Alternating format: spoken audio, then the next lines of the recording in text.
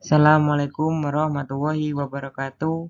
Eh, Sebelumnya perkenalkan nama saya Hamid Reza dengan NIM 2102026031, Program Studi Hukum Pidana Islam, Fakultas Syariah dan Hukum UIN Wali Songo Semarang. Di sini saya akan sedikit menjelaskan mengenai pembentukan dan pembukuan ilmu fikih. Tanpa berlama-lama langsung saja slide selanjutnya. Untuk slide kedua ini, saya akan sedikit memaparkan tentang pembahasan yang nantinya akan dibahas pada PPT kali ini, yaitu nomor satu, yaitu pembukuan pada masa Bani Umayyah, dilanjut dengan pembukuan pada masa Bani Abbasiyah, lantas dilanjutkan lagi dengan lahirnya pelembagaan mazhab-mazhab yang di dalamnya ada mazhab Ja'fariyah, mazhab Malikiyah, mazhab Hanafiyah, mazhab Syafi'iyah, dan mazhab Hanabilah.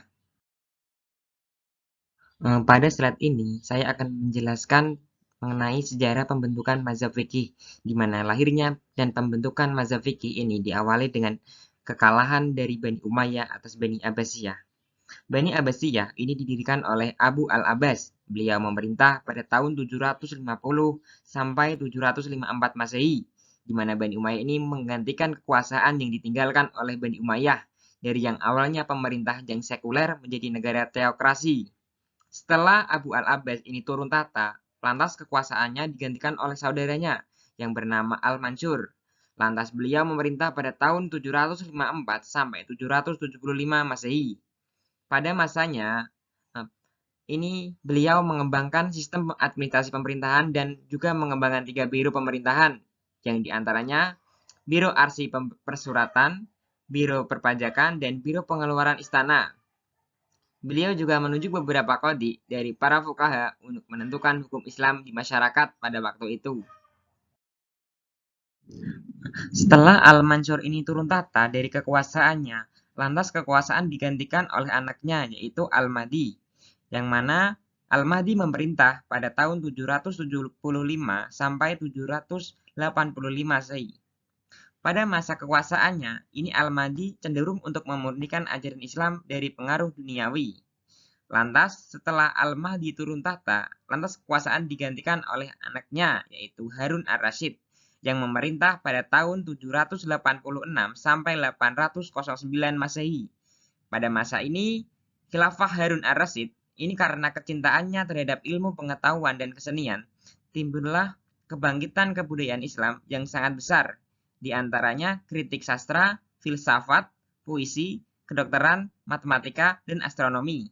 Selain kebangkitan kebudayaan Islam, pada masa ini juga lahir tokoh-tokoh terkemuka di agama Islam, seperti halnya Al-Farabi, Ibnu Sina, Al-Jabar, Ibnu Hayyan, dan lain-lain. Untuk pembentukan fikih sendiri, pembentukan mazhab fikih ini tidak terlepas dari kekuasaan yang diraih oleh Bani Abbasiyah atas Bani Umayyah, karena peralihan kekuasaan ini sangat berpengaruh atas perkembangan ilmu pengetahuan. Oleh karena itu, pada masa ini disebut sebagai masa keemasan Islam, lebih tepatnya pada Khulafah Abbasiyah dari pemerintahan Khilafah Harun ar-Rasyid yang memerintah pada tahun 786 sampai 809 Masehi. Sebenarnya pembentukan fikih telah tumbuh pada masa akhir pemerintahan Bani Umayyah, ketika para ulama mulai gencar-gencar menulis fatwa syahih, mereka khawatir akan tertekan. Sejak saat itu, inisiatif penulisan hukum-hukum syar'i terus berkembang. Kemudian di era Bani Abbasiyah muncul era baru dalam kodifikasi fikih, di mana para fuqaha mulai menulis sendiri pendapat dan fatwanya, kemudian mengajarkan kepada muridnya. Selanjutnya yaitu metode pembentukan fikih. Setidaknya ada 3 metode penulisan fikih. Metode pertama yaitu penulisan yang bercampur dengan hadis, fatwa sahabat, dan tabi. Contohnya adalah Al-Muwati'ah karya agung Imam Malik, yang di dalamnya memuat masalah-masalah fikih yang diambil dari hadis, kaul sahabat, ijtihad tabi'in, serta tradisi orang Madinah. Contoh lain yaitu karya Sufyan As-Sauri yang berjudul Jami' Al-Kabir, dan karya Imam Syafi'i yang berjudul Ikhtilaf al-Hadis. Selanjutnya yaitu metode nomor 2 yaitu metode penulisan fikih yang terpisah dari hadis dan fatwa sahabat. Pelopor penggunaan metode ini adalah fuqaha Hanafiyah.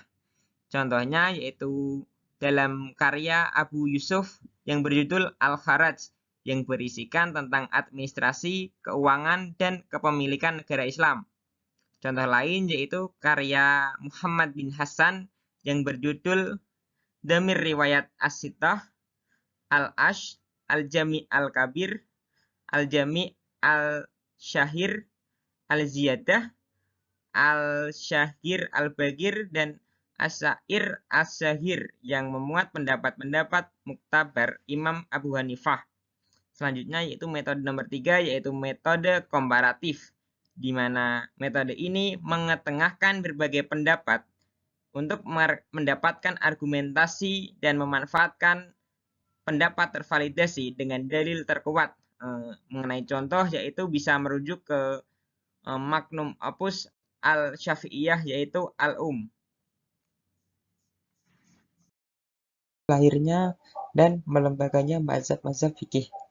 Lahir dan melembaganya mazhab-mazhab fikih ini merupakan puncak dari proses tasrik, di mana munculnya mazhab ini karena keberlanjutan prosesi tasrik sejak zaman Nabi Muhammad, sahabat, dan tabi'in. Langsung saja slide selanjutnya. Selanjutnya yaitu mazhab-mazhab fikih, di mana dari masa keemasan Islam, dalam bidang fikih ada ribuan ulama tampil ke depan, namun yang memenuhi kriteria sebagai mazhab fikih hanya 13, yaitu 1. Ja'far As-Siddiq, 2. Abu Sa'id Hasan Ibnu Yasar Al-Basri, 3. Abu Hanifah An-Nu'man, 4. Al-Auza'i Abu Amar Abdurrahman, nomor 5. Sufyan Ibnu Sa'ad As-Sauri, nomor 6. Al-Laits Ibnu Sa'id, nomor 7. Malik bin Anas, nomor 8. Sufyan bin Unainah, nomor 9. Muhammad Idris Asy-Syafi'i, nomor 10.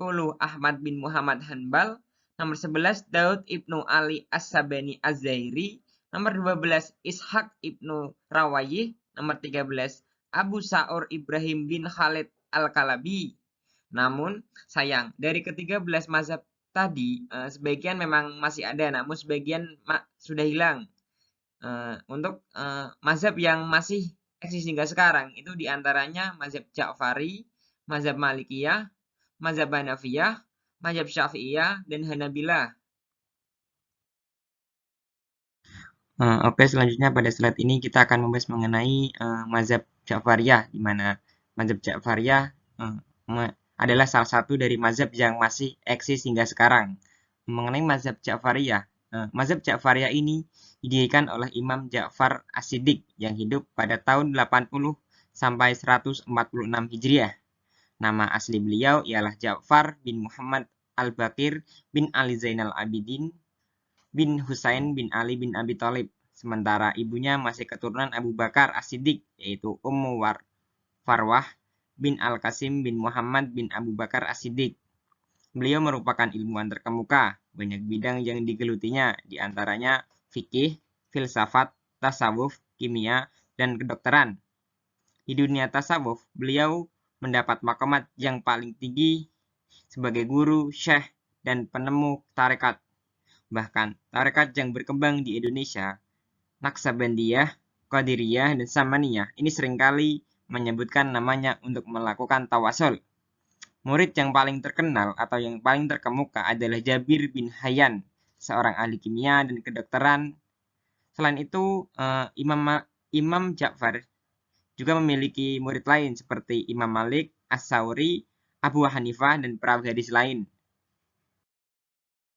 Selanjutnya yaitu sumber tasyrik pada mazhab Ja'fariyah, di mana mazhab ini dalam menentukan istimbat hukum ialah didasarkan pada Al-Quran, As-Sunnah, Ijma', dan akal. Namun, orang yang dapat meriwayatkan sunnah hanya sebatas pada periwayatan yang dilakukan oleh Ahlul Bait. Sedangkan yang menjadi objek sunnah adalah diri Nabi dan para imam mereka. Dan yang dimaksud dengan ijma' adalah ijma' yang di kalangan mereka sendiri. Mengenai pengikut mazhab Ja'fari ini, ada di belahan Iran, Irak, Turki, Syria, Lebanon, dan Afrika Barat. Dalam memahami hukum di kalangan Syiah, terbagi menjadi dua mazhab, yaitu pertama kelompok Ahbari, yaitu kelompok yang hanya berpegang teguh pada kebenaran Nas, yaitu Al-Quran dan As-Sunnah, dan yang kelompok kedua yaitu kelompok Usuli, di mana kelompok ini di samping menggunakan kebenaran Nas yang menggunakan Al-Quran dan Sunnah, ia juga menggunakan metodologi berpikir usul fiqh. Selanjutnya yaitu mazhab Hanafiyah, di mana mazhab ini didirikan oleh Abu Hanifah An-Nu'man bin Sabit bin Yufi'at At-Tamimi yang hidup pada tahun 80 sampai 150 Hijriah. Beliau berasal dari Kufah dan berkebangsaan Persia. Beliau memiliki 4 sahabat, di antaranya Anas bin Malik di Basrah, Abdullah bin Abi Auf di Kufah, Sahal ibnu Sa'id At-Sa'idi di Madinah, dan Abu Tufail di Mekah. Sejak kecil, beliau sangat rajin belajar. Semua bidang pengetahuan digelutinya. Di Kufah, ia berguru kepada Anas bin Malik, Abdullah bin Auf, Abu Tufail, dan Hamad bin Sulaiman. Beliau juga pernah belajar di Mekah dengan muridnya Abdullah bin Abbas. Selain fakih, beliau juga seorang yang zuhud, tawadu, dan menjauhkan diri dari kekuasaan. Beliau adalah orang yang kuat pendiriannya dan tegas. Oleh sebab itu, beliau tak disegani oleh pemerintahan dan justru menjadi bulan-bulan politik dari dua kekuasaan, yaitu Bani Umayyah dan Bani Abbasiyah. Selanjutnya mengenai sumber tasyrik pada mazhab Hanafiyah ini ialah dalam mengistimbatkan hukum, Abu Hanifah berpegang pada Al-Quran dan sangat berhati-hati dalam menggunakan sunnah. Selain itu, ia juga banyak menggunakan qiyas, ikhtisan, dan urf.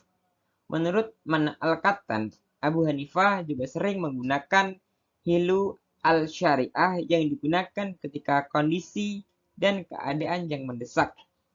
Belakangan ini diketahui banyak bahwa Imam Abu Hanifah juga mengumpulkan hadis dalam sebuah buku yang disebut dengan Musnad Abu Hanifah. Mengenai persebaran mazhab Abu Hanifiyah ini ialah di antaranya di Pakistan, India, Afghanistan, Turki, Asia Tengah, Mesir, Brazil, dan Afrika Latin. Selanjutnya mengenai produk fikih pada mazhab Hanafiyah. Sebenarnya ada banyak produk fikih, namun yang saya ambil hanya 3 diantaranya, yaitu satu yaitu benda wakaf pada hakikatnya masih tetap milik wakif dan kedudukannya sama dengan pinjam meminjam. Contoh kedua yaitu perempuan boleh menjadi hakim di pengadilan, namun khusus untuk menangani perkara perdata saja, bukan perkara pidana. Contoh ketiga yaitu salat gerhana matahari dan gerhana bulan adalah 2 rakaat sebagaimana salat Id, namun tidak dilakukan 2 kali ruku dalam 1 salam. Selanjutnya yaitu mazhab Malikiyah, di mana mazhab ini didirikan oleh Imam Malik bin Anas yang hidup pada tahun 93 sampai 178 Hijriah, di mana sejak lahir sampai meninggal beliau tidak pernah meninggalkan Madinah. Beliau berguru kepada Abdullah ibnu Yazid ibnu Harmus, seorang tabi'in muda. Di antara gurunya juga ada Nafi, yaitu tabi'in tua dan budak dari Abdullah bin Umar. Selain itu, guru Imam Malik kebanyakan dari tabi'in muda seperti Ibnu Syihab Az-Zuhri, Rabi'ah ibnu Abdurrahman, Abu Al-Ziyad ibnu Zakwan, dan Yahya ibnu Sa'id Asy-Syahiri. Beliau belajar Al-Quran, hadis, dan fikih dari para kalangan sahabat. Dia sangat hati-hati dalam memberikan fatwa, dan sebelum memutuskan fatwa, terlebih dahulu ia melakukan penelitian dalam hal masalah hadis. Beliau juga pernah membuat buku atau kitab yang disebut dengan Al-Muwatta, yang merupakan kitab hadis sekaligus fikih. Kitab Al-Muwatta adalah kitab hadis yang pertama kali ditulis kepada muridnya, dan kitab itu pernah dibinta oleh Harun ar-Rasyid, di mana ia pernah memerintah pada masa Bani Abbasiyah untuk dijadikan sebagai rujukan resmi, namun beliau menolaknya untuk mengenai murid yang paling terkenal yang sampai sekarang ialah salah satunya yaitu Imam Syafi'i. Oke, selanjutnya mengenai sumber tasyrik pada mazhab Malikiyah, di mana dalam mengistimbatkan hukum atau mencari dasar hukum ialah dalam mazhab ini didasarkan pada Al-Quran, As-Sunnah, Ijma' Ahli Madinah, Fatwa Sahabat, Qiyas, Maslahah Mursalah, Khabar Ahad, Ihtisan, Sa'ad Az-Zara'i, Mura'at Khilaf Mujtahid, Istishab, dan Syarman Qoblana. Selanjutnya mengenai penyebaran mazhab Malikiyah. Ini mazhab Malikiyah tersebar di antara Maroko, Aljazair, Mesir, Tunisia, Sudan, Spanyol, Kuwait, Qatar, dan Bahrain. Selanjutnya yaitu produk fikih pada mazhab Malikiyah. Sebenarnya ada banyak, namun saya ambil contoh 3, yaitu diantaranya wanita tidak boleh menikah pada masa iddah. Menurut pandangan ini, wanita wajib dipisah dan diharamkan menikah dengan laki-laki pada waktu iddah. Selanjutnya contoh kedua yaitu salat gerhana matahari dan bulan, di mana pandangan mazhab ini ialah mengharuskan dilakukannya 2 rakaat dan 2 rukuk dalam 1 salam.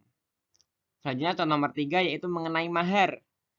Mazhab ini berpendapat bahwa jumlah mahar minimal adalah 3 dirham atau 1/4 dinar. Selanjutnya yaitu mazhab Syafi'iyah, di mana pendiri mazhab Syafi'iyah ini ialah Muhammad bin Idris Asy-Syafi'i yang hidup pada tahun 150 Hijriah, di mana ia bertepatan pada kematian Abu Hanifah. Beliau lahir di jalur Gaza.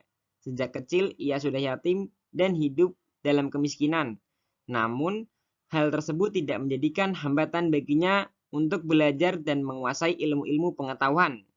Sejak kecil, ia sudah hafal Al-Quran dan banyak hadis. Pada usia 20 tahun, ia pergi ke Hijaz untuk belajar hadis dan fikih kepada Imam Malik.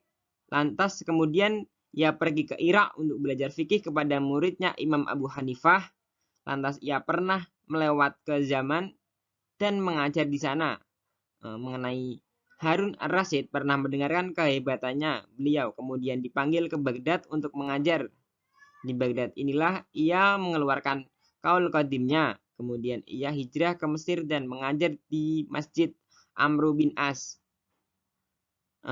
Di Mesir, beliau merevisi pemikirannya mengenai kaul jadidnya, yaitu Imam Syafi'i adalah orang yang sangat produktif. Banyak buku yang ia tulis, di antaranya Al-Um dan Ar-Risalah Amali Kubro. Beliau adalah orang yang pertama kali meletakkan dasar dan penulisan usul fiqh. Di bidang hadis, beliau pernah menulis Musnad Syafi'i. Beliau juga dijuluki dengan Nasyiru As-Sunnah karena pembelaan terhadap beliau yang luar biasa terhadap orang-orang hadis dan orang yang menyampaikan hadis. Murid yang paling terkenal ialah Muhammad bin Abdullah bin Ahkam, Abu Ibrahim bin Ismail bin Yahya al-Muzani, dan Abu Ayyub Yusuf al-Buwaiti.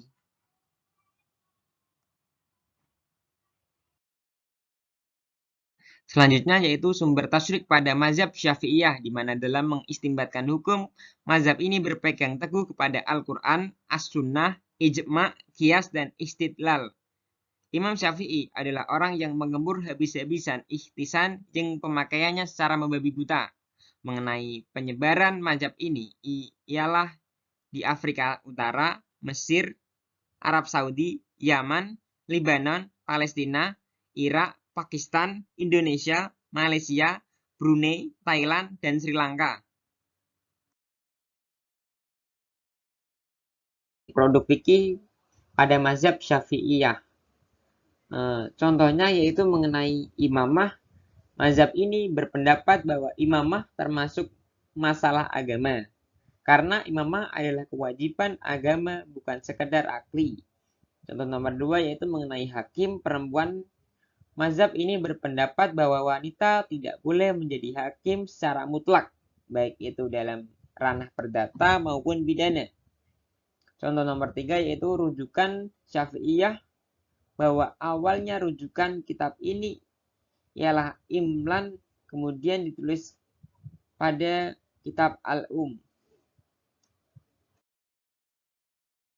Mazhab Hanabilah, di mana mazhab ini didirikan oleh Abu Abdullah Ahmad bin Muhammad Hambal bin Hilal Asy-Syaibani yang hidup pada tahun 164 sampai 241 Hijriah.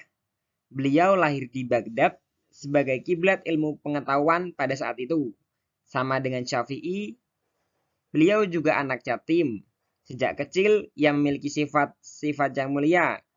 Ia sudah hafal Al-Quran sejak kecil, kemudian belajar bahasa Arab, hadis, fikih, dan sejarah. Dalam proses belajar, beliau banyak sekali melalang buana ke Basrah.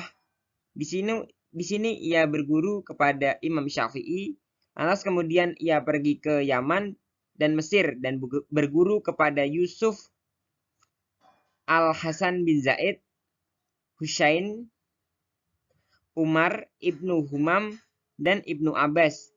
Mengenai karya ilmiah yang beliau tulis ialah Musnad Ahmad bin Hambal, yaitu sumber tasyrik pada mazhab Hanabilah, di mana dalam mengistinbatkan hukum atau dasar hukum, mazhab ini berpegang teguh kepada Al-Quran, hadis sahih, fatwa sahabat, hadis hasan atau dhaif, dan kias. Mengenai alasan mendahulukan hadis dhaif daripada kias ialah dari pernyataan beliau, yaitu berpegang kepada hadis dhaif saya lebih menyukai daripada kias. Mengenai penganut mazhab Hanabilah ini tersebar di antara lain seperti Saudi Arabia, Lebanon, Syria, dan beberapa negara Afrika lain. Produk fikih pada mazhab Hanabilah ini contohnya yaitu 1. Mengenai potong tangan. Mazhab ini menjelaskan mengenai syarat-syarat penegasan sanksi potong tangan, sedangkan untuk syarat benda yang dicuri harus memenuhi nisabnya. Contoh nomor 2 yaitu mengenai nisab barang yang dicuri. Mazhab ini berpendapat jika dikenakan sanksi potong tangan, hartanya harus memenuhi nisab 1/4 dinar atau 3 dirham. Mengenai contoh nomor 3 yaitu mengenai pemerintahan. Mazhab ini berpendapat bahwa khalifah harus dari kalangan Quraisy, sedangkan mengenai ketatanegaraan, khalifah adalah mutlak termasuk fajir. Yang terakhir mazhab Zahiriyah. Untuk mengenai profil pendiri mazhab Zahiriyah ini adalah Imam Daud bin Ali Al-Asbahani yang hidup 202 sampai 270 Hijriah. Dinamakan Zahiri karena dalam menetapkan hukum lebih cenderung berdasarkan kepada arti literal atau zahir dari nas. Mazhab ini pernah berkembang di Spanyol sekitarnya pada abad ke-5 Hijriah, yang dikembangkan oleh Ibnu Hazm yang wafat pada tahun 456 Hijriah. Pada mulanya, Daud Az-Zahiri bermazhab Syafi'iyah. Namun karena Imam Syafi'i berpendapat bahwa nas dapat dipahami secara tersurat dan tersirat, sedangkan menurut Daud, syariah itu terkandung hanya dalam nas. Tidak ada wilayah, ra'yu dalam syariah. Maka dari itu ia keluar dari mazhab Syafi'iyah dan mendirikan mazhab baru yang dikenal dengan mazhab Zahiriyah ini. Demikian juga tentang kias. Daud tidak menerima kias, sementara Syafi'i memakai kias sebagai sumber tasyrik. Menurut Daud, orang yang pertama menggunakan kias adalah iblis. Perlu dipahami bahwa lahirnya aliran ini ialah pemikiran vandalisme seperti Zahiriyah. Ini akibat dari derasnya arus pemikiran liberal yang dikembangkan oleh mazhab rasional. Yang dikembangkan oleh Zahir sendiri adalah ad-dalil. Sumber tasyrik pada mazhab Zahiriyah ini dalam mengistimbatkan atau mencari dasar hukum, mazhab Zahiriyah ini didasarkan atas Al-Quran, As-Sunnah, dan ijma' para sahabat. Mengenai ijma' para sahabat, mazhab ini membatasi karena menurut mazhab ini, ijma' tidak diterima setelah sahabat menjadi hujjah. Produk fikih pada mazhab Zahiriyah ini, di mana contohnya yaitu mengenai junub. Menurut mazhab ini, ketika keadaan junub dan belum bersuci, tidak boleh menyentuh mushaf Al-Quran. Selanjutnya mengenai contoh nomor 2 yaitu mengenai pemimpin pemerintahan, di mana mazhab ini berpendapat bahwa pemimpin dari pemerintahan itu harus dari kalangan Quraisy. Selanjutnya, contoh nomor 3 yaitu bagian tubuh wanita yang tidak boleh yang bisa dilihat oleh pinangannya. Mazhab ini berpendapat kalau semua bagian tubuh wanita boleh dilihat oleh pinangannya, dan itu mutlak tanpa dirinci anggotanya. Kurang lebihnya itu saja. Mungkin ada banyak kekurangan dari penyampaian yang saya sampaikan. Bila ada kekurangan mohon dimaafkan, dan mungkin dari suara saya atau pelafalan dari nama-nama yang sedikit ada kesalahan mohon dimaklumi. Kurang lebihnya mohon maaf. Assalamualaikum warahmatullahi wabarakatuh.